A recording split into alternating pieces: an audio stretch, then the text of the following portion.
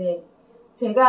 우리가 힘들고 고통스럽게 살아가는 이유 중에 대부분의 것들은 자기의 의식 수준에서 상황과 사람들을 왜곡되게 해석해서 그게 옳다라고 믿으면서 그 속에 빠져서 허우적거리면서 살아가기 때문이라고 했습니다. 그죠? 이걸 다르게 얘기하면 자기 착각 속에서 그냥 빠져서 살아가는 거예요. 그러면 우리가 거기에서 빠져나오려면 어떻게 해야 됩니까? 내 착각 속에서 빠져나오면 그러면 상황은 똑같으나 나의 고통은 대부분 갑자기 해소가 된단 말이죠. 그래서 이 자기만의 착각을 깨뜨리면서 살아가는 게 굉장히 중요한데요. 제가 이 이야기를 왜 하냐면 상처받았다면서 항상 괴로워하고 원망하고 누구한테 계속 하소연하면서 살아가는 분들이 주변에 보면 굉장히 많습니다. 그분들은 자기는 너무 연약해서 항상 상처받는데요. 자기는 너무 마음이 약하기 때문에 여린 사람이기 때문에 사람들한테 상처를 잘 받는데요. 그리고 뭐 얘기를 들어보면 구구절절 상처를 받은 경험도 너무 많아요. 그래서 그분들은 틈만 있으면 내가 얼마나 상처를 받고 힘들게 살았는지에 대해서 계속 이제 하소연을 하는 거죠. 어디에 붙잡고 계속 하는 거죠.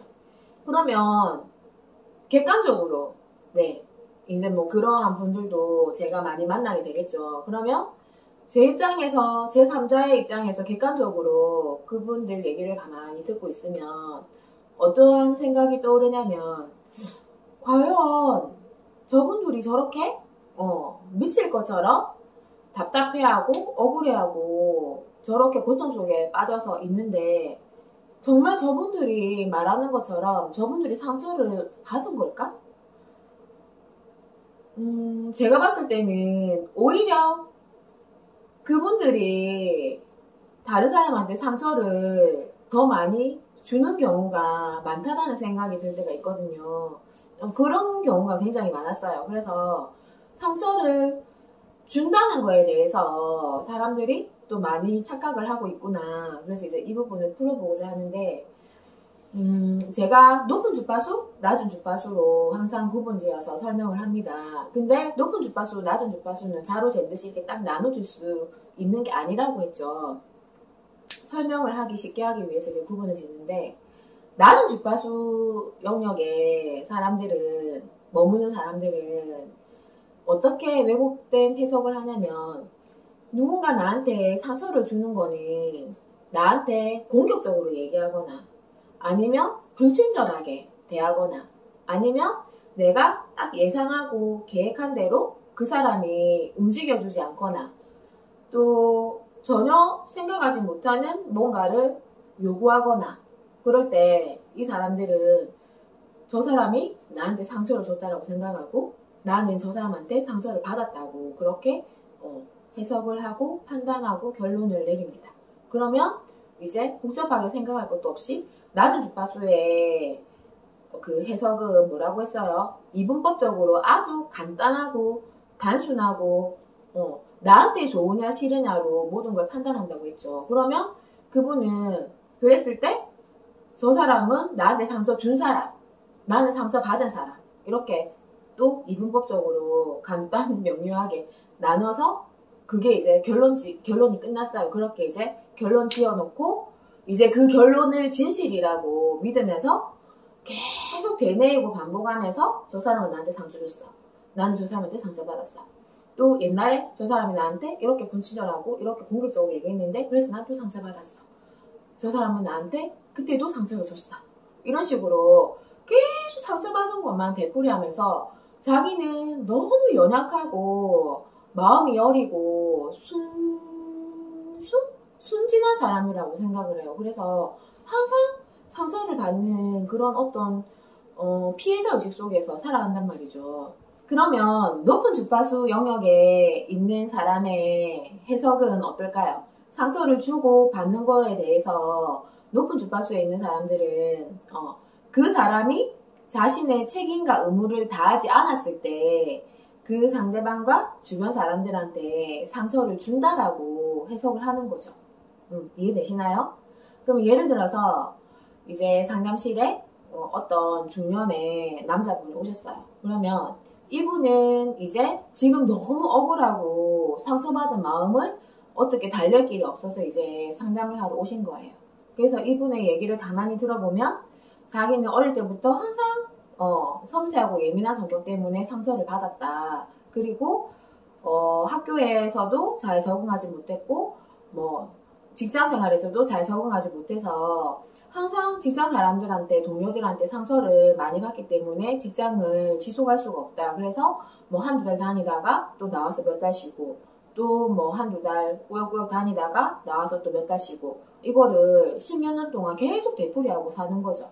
그러면서 자기가 이렇게 상처받아서 마음이 아프고 여리고 그런 사람인데 자기 배우자라고 하는 부인이 항상 자기한테 불친절하게 대하면서 밥 먹을 때 반찬도 제대로 잘 챙겨주지 않고 신경 써주지 않고 뭐 옷이나 여러 가지 자기에 대해서 애정 있게 따뜻하게 배려해주지 않는다. 그래서 자기는 여전히 지금도 부인한테 상처를 너무 받고 있다. 그래서 너무 외롭고 마음이 아프다, 쓸쓸하다. 그리고 뭐 처갓집 식구들도 그렇고 친갓집 식구들도 그렇고 자기한테 다 불친절하고 자기를 뭐 귀하게 대접해주지 않는다, 반겨주지 않는다. 그리고 내 자식들도 이제 머리가 크니까 나하고 대화를 거부하고 대면대면하면서 자기를 무시하는 것 같다. 그래서 그분의 말을 들으면 이 세상 존재하는 모든 것들이 그분한테 상처만 주는 존재인 거죠.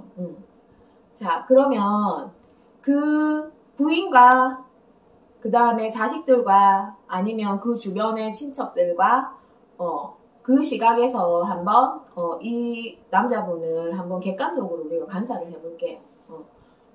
부인 입장에서는 결혼을 했는데 당연히 중년 이상의 그 세대는 사회적인 통념상 남자가 가장이 경제력을 가지고 가족의 든든한 어떤 울타리가 되어주기를 바라는 거죠.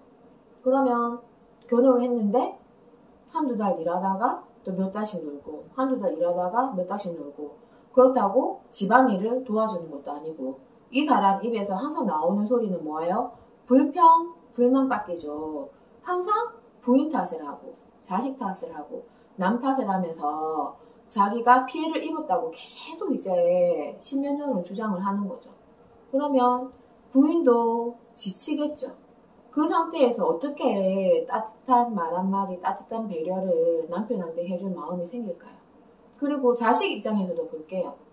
아빠가 뭐 건강이 안 따라주거나 어떠한 상황 때문에 피치 못할 상황 때문에 뭐 일을 안 한다면 자식들도 충분히 안타까워하고 이해를 하겠죠. 근데 뭐 건강해, 뭐 별다른 문제가 없어. 그런데 내가 그냥 직장 생활에 적응하기 힘들다는 이유로 아니면 그 일이 힘들다는 이유로 한두 달 나갔다가 또 몇 달 놀다가 근데 집안일을 하는 것도 아니고 자기 엄마의 일을 뭔가 도와주고 챙겨주는 것도 아니고 계속 엄마한테 불평불만만 하고 탓하고 퉁명스럽게 그렇게 아빠가 생활하고 있으면 아이들이 어릴 때는 그런 거를 잘 인지하지 못하지만 점점 머리가 크면서 그죠? 객관적으로 이제 파악하기 시작하면 내 부모님이지만 어떠한 성향의 지금 사람인지를 아이들도 다 이제 어른처럼 파악을 하고 있단 말이죠. 그럼 당연히 아빠한테 친밀감과 애정을 느낄 수 있을까요? 그러면 자식 입장에서는 그냥 너무 괴롭기 때문에 너무 괴롭고 고통스러워서 그냥 아빠를 회피하는 거죠. 그러면 자식 입장에서는 그게 정당할 수도 있는 거죠. 주변의 사람들도 그렇고.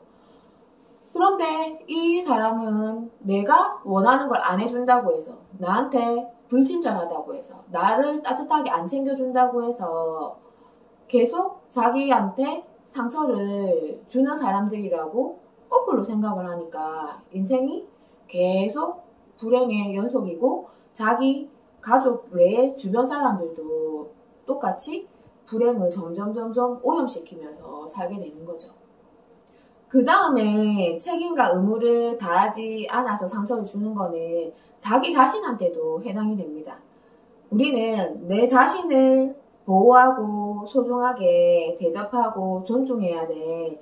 내 자신에 대한 책임과 의무가 있는 거죠. 그래서 자기가 자기 자신에 대해서 책임과 의무를 다하지 않을 때도 상처를 받는 거죠. 그러면 자 볼게요.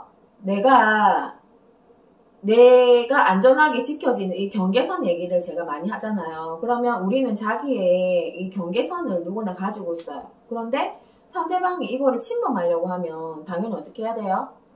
우리 옛날에 땅 따먹기 이렇게 할 때 침범하면 다시 이렇게 탁 밀어내서 내 땅을 지켜야 된단 말이죠. 내 경계를 지켜야 된단 말이죠. 나의 영역을. 그런데 자기가 상대방이 처음에 침범해 왔을 때 자기가 핑계는 또 많아요.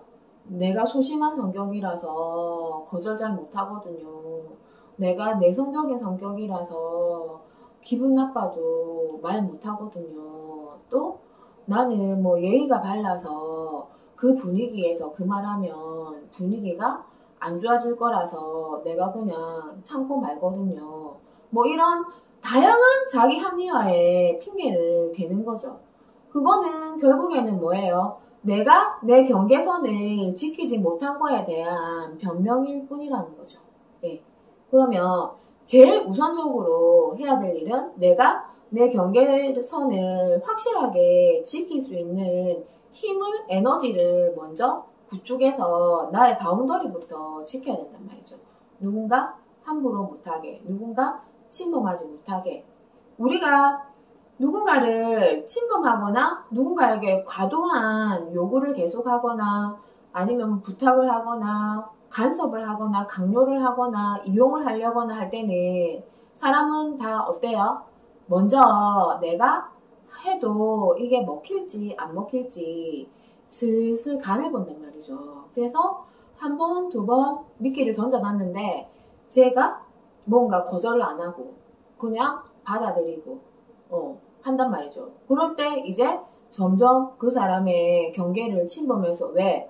쟤는 경계가 없네? 그래서 내가 내 맘대로 이제 드나든단 말이죠. 그러면 자기가 자기 경계선을 지키지 못해놓고 그 사람은 사람들이 나에게 함부로 한다. 과도하게 요구를 해서 나는 항상 허리가 휘어져라 일하고 돈을 벌고 하지만 늘 거기에 갖다 바쳐서 다 들어가고 나는 맨날 빈털털이다. 그 다음에 끝도 없이 일하고 노력하고 해도 절대 내 거는 채워지지 않는다. 계속 나한테서 뺏어만 간다. 막 이런 또 피해의식에 젖어 있죠. 그러면 그렇게 될 때까지 누가 나를 방치했냐는 말이죠. 그러면 과연 그 사람이 나한테 상처를 준 건지 아니면 내가 나한테 상처를 준 건지 이거를 아주 냉정하고 명확하게 구분을 할 수 있어야 됩니다. 결국에는 누가 누구한테 상처를 줬어요? 나한테 함부로 하는 그 사람이 나한테 상처를 준 건가요? 누가 나한테 함부로 해도 내 경계선을 지키지 못하는 내가 나한테 상처를 준 건가요? 그죠? 그래서 우리가 뭔가 남 탓을 하고 상처를 받았다고 막 비난을 할 때는 그 위에 한꺼풀 양파 껍데기를 또 까보면 그 밑에는 뭐가 있어요? 자기가 자기 자신에 대한 뭔가 원망이나 분노가 있는 거죠. 왜 너는 바보같이 그렇게 당하기만 하는 거야? 너는 왜 그 사람이 했을 때 거절하지 못했어? 처음에 할 때 네가 왜 안 된다고 딱 선을 긋지 못했어? 왜 그때 싫으면 싫다고 하지 괜찮은 척 거짓으로 웃었어? 그런 식으로 그 밑에는 근본적인 내가 내 자신에 대한 분노와 원망이 있는 거죠. 근데 내가 나를 그렇게 원망하고 분노하고 살 수 없으니까 그거를 아주 교묘하게 저 사람이 나한테 상처를 줬다. 나는 상처를 받았다. 요걸로 갖고 가면서 그 사람을 가해자로 만들고 나는 되게 연약하고 뭔가 약하고 그래서 피해 입은 불쌍한 피해자로 만들면서 그 패턴의 반복 속에서 계속 살아가는 거죠. 이해되시죠?